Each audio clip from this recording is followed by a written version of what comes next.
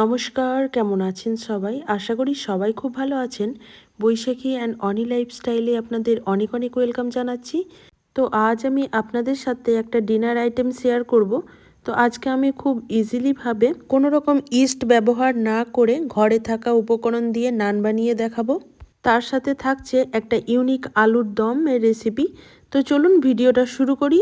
তো দেখুন, প্রথমে আমি নানের ডো বানানোর জন্য 1 কাপ মতো টক দই ব্যবহার করেছি। তার সাথে আমি নিয়েছি 1 চা চামচ পরিমাণ বেকিং পাউডার আর হাফ চা চামচ পরিমাণ বেকিং সোডা আর 1 চামচ চিনি।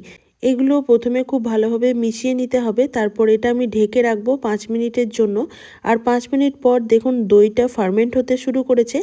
এবার আমি আবারও একবার ভালোভাবে মিশিয়ে নিলাম। এবার এর সাথে আমি দেব 1 কাপ পরিমাণ ময়দা এবং 1 কাপ পরিমাণ গমের আটা। আপনারা চাইলে কিন্তু শুধুমাত্র ময়দা দিয়েও এটি বানিয়ে নিতে পারেন। তো আমি এখানে ময়দা আর আটা দুটোই সমপরিমাণ ব্যবহার করেছি। তার সাথে দিয়ে দিলাম প্রয়োজন মতো লবণ। এবার এগুলো খুব ভালোভাবে দইয়ের সাথে মিশিয়ে নিতে হবে।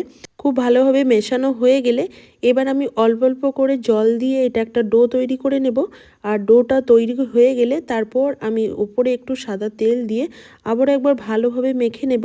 তারপর এটা একটু ঢেকে রাখতে হবে ওই 30 মিনিট মতো। ততক্ষণ চলুন আলুর দমের রেসিপিটা আপনাদের সাথে শেয়ার করি। আর এই হোমমেড নান কিন্তু খেতে অসাধারণ হয়। আমি এখানে কোনো প্রকার যে ইস্ট ব্যবহার করিনি সেটা কেউ বুঝতেই পারবে না এই হোমমেড নান যদি কাউকে খাওয়ান। তো দেখুন, আমি আলুর দমটা বানানোর জন্য এখানে কিছু মশলা নিয়ে নিয়েছি। 3টে গোটা শুকনো লঙ্কা, 5-7টা গোটা গোলমরিচ, কিছু গোটা ধনে আর সামান্য একটু গোটা মৌরি নিয়েছি। এগুলো শুকনো খোলায় একটু ড্রাই রোস্ট করে নিলাম। তারপর এটাকে গুঁড়ো করে রেখে দেবো। এটা আমি ভাজা গুঁড়ো মশলা হিসাবে পরে ব্যবহার করব। তো চলুন আর একটা মশলা আমি তৈরি করে নেব। এই মিক্সির জারটা না ধুয়েই আমি ব্যবহার করব। এখানে আমি নিয়ে নিয়েছি কয়েকটা কাজু, কয়েকটা কিশমিশ আর নিয়ে নেব কয়েক কোয়া রসুন। তারপর দিয়ে দেব আমি 2টো টমেটো, মিডিয়াম সাইজের টমেটোটাকেও একটু কেটে নিয়েছিলাম। এই সমস্ত মশলার একটা স্মুথ পেস্ট তৈরি করে নেব। তো দেখুন, আমার মশলার পেস্টটা তৈরি হয়ে গেছে। এবার আমি একটা কড়াইয়ের মধ্যে 3 টেবিল চামচ মতো সাদা তেল ব্যবহার করলাম। আর তার সাথে দিয়ে দেব 1 টেবিল চামচ মতো ঘি। এই ঘিটা ব্যবহার করলে একটা আলুর তরকারির মধ্যে অন্যরকম ফ্লেভার আসবে। তার সাথে দিয়ে দিলাম কয়েকটা গোটা গরম মশলা। আর গোটা গরম মশলা থেকে একটা সুন্দর গন্ধ বেরিয়ে এলে এর মধ্যে দিয়ে দিয়েছি মিডিয়াম সাইজের 2টো পেঁয়াজ কুচি। পেঁয়াজটা একটু ভেজে নিতে হবে, খুব বেশি লাল করার প্রয়োজন নেই। মোটামুটি একটু ভাজা হয়ে গেলে এর মধ্যে দিয়ে দিলাম পরিমাণ মতো হলুদের গুঁড়ো, লঙ্কার গুঁড়ো আর দিয়ে দেব লবণ।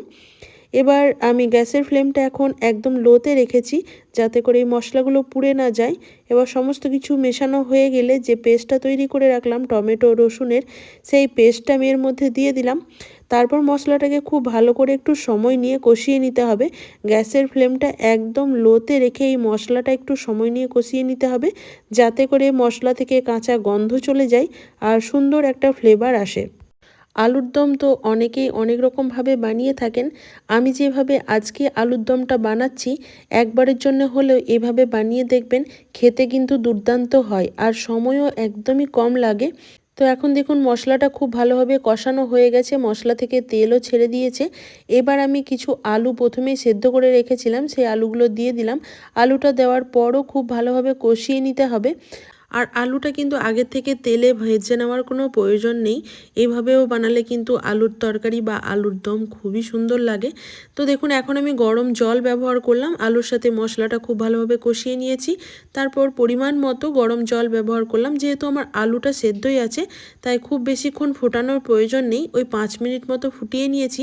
আমার আলুর দম প্রায় হয়ে এসছে। এবার আমি যে ভাজা গুঁড়ো মশলাটা তৈরি করে রাখলাম, সেই ভাজা গুঁড়ো মশলাটা এখানে আমি 1 টেবিল চামচ মতো ব্যবহার করেছি। তার সাথে দিয়ে দিলাম সামান্য একটু ধনিয়া পাতা। ধনিয়া পাতাটা আপনারা আপনাদের প্রয়োজন মতো বাড়িয়ে কমিয়ে নিতে পারেন। আমার আলুর দম একদমই রেডি হয়ে গেছে। চলুন এটাকে স্ট্যান্ডিং টাইমে রেখে দিই, ততক্ষণ আমি নানগুলো বানিয়ে নেব। তো দেখুন আমার ডোটা এখন অনেকটা সফট হয়ে গেছে। আবারও একবার খুব ভালো করে মথে নিলাম।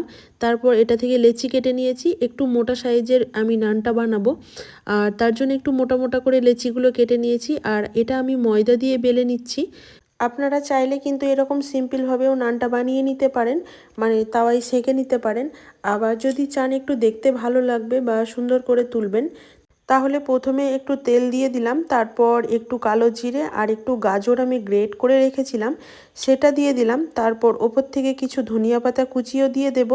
তারপর একটু হালকা হাতে এটাকে বেলে নিতে হবে যাতে করে এই সমস্ত জিনিসগুলো একটু নানটার মধ্যে বা রুটিটার মধ্যে খুব সুন্দরভাবে সেট হয়ে যায়। তো দেখুন আমি একটু হালকা হাতে চেপে চেপে বেলে নিচ্ছি। তারপর এটাকে তাওয়াতে সেঁকে নেবেন, তাহলেও কিন্তু দেখতেও সুন্দর লাগবে আর খেতেও ভালো লাগবে। আবার একটা বানিয়ে দেখাচ্ছি, ওটাতে আমি একটু তেল ব্রাশ করেছিলাম, এটাতে আর কোনো রকম তেল ব্যবহার করব না। তো আমার কাছে তেল ব্যবহার না করেই যেটা বানানো হয় সেটা বানাতেও ইজি মনে হয় আর খেতেও বেশ ভালো লাগে। তো দেখুন এভাবেও আবার একটা তৈরি করলাম। তো চলুন এবার এগুলো সেঁকে নেওয়ার পালা। তো একটা তাওয়া বসিয়ে দিয়েছি, তাওয়াটা একটু গরম হলে আমি নানগুলো এক এক করে দিয়ে দেব। প্রথমেই আমি তেল দেব না, এপিঠ ওপিঠ একটু ভালোভাবে সেঁকে নেব। তারপর এটাতে তেল বা ঘি বা বাটার যাই দিতে মানে ইচ্ছা হয় সেভাবেই দিয়ে কিন্তু আপনারা নানগুলো তৈরি করে নিতে পারবেন। আর এই নানটা কিন্তু অনেকক্ষণ পর্যন্ত সফট থাকে আর খুবই ভালো লাগে খেতে। তো বাড়িতে একবারের জন্য হলেও ট্রাই করবেন। আর এইভাবে যে ওপর থেকে গাজর গ্রেট করে দিয়েছি এতে বাচ্চারা দেখে খুব অ্যাট্রাকটিভ হয় এবং বাচ্চারা খুব পছন্দ করে খেয়েও নেয়। তো বাচ্চা ভোলানোর জন্য কিন্তু এইভাবে বাচ্চাদেরকে দিতে পারেন, টিফিনেও বানিয়ে দিতে পারেন, ওরা কিন্তু খুবই পছন্দ করবে। তো আজকে আমি কিন্তু নানগুলো ঘি দিয়ে বানিয়ে নিয়েছি। আর আপনার বাড়িতে যদি হঠাৎ কোনো গেস্ট এসে থাকে আর গেস্ট যদি ভেজ আইটেম পছন্দ করে তাহলে তো এই আইটেমটা গেস্টের জন্য একদম পারফেক্ট হবে। তো দেখুন আমার নানগুলো বানানো হয়ে গেছে, এখন আমি পরিবেশন করে দেখাবো আজকের আমার ডিনার মেনু কেমন হয়েছে।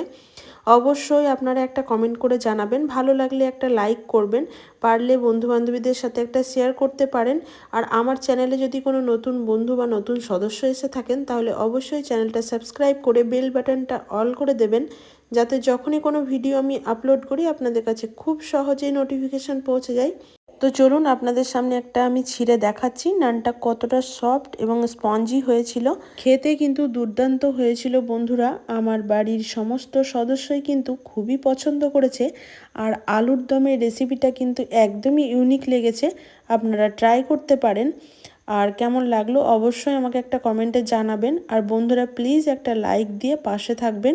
সবাই ভালো থাকবেন, সুস্থ থাকবেন, দেখা হচ্ছে নেক্সট কোনো ভিডিওতে। আজকের মতো আসি, টাটা।